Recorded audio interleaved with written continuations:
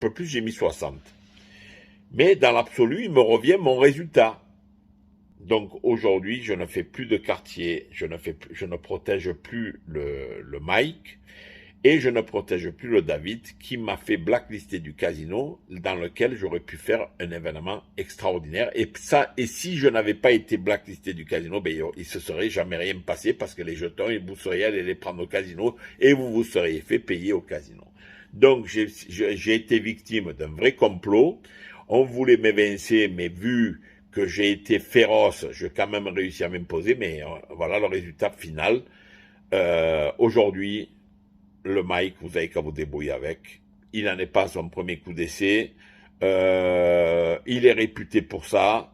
Dans les années 2012, lorsque j'étais à Chypre au Mérite, je passais par lui. Il m'avait effectivement attribué un crédit de 100 000 $, mais que je lui ai remboursé à lui en main propre, pensant qu'il allait les remettre à la caisse.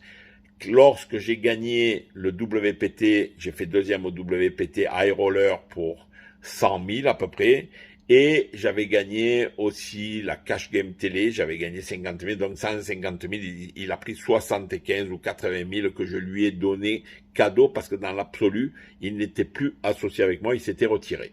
Et moi, pensant qu'il serait toujours le grand manager, je lui avais fait cadeau.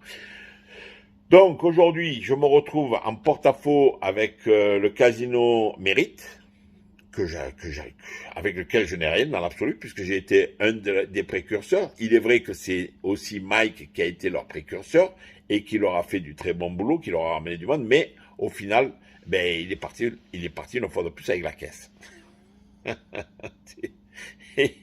Ce garçon a un vrai problème, c'est la roulette. Voilà. Ce n'est pas le mauvais bougre dans l'absolu, parce qu'il a des qualités, comme on peut le savoir,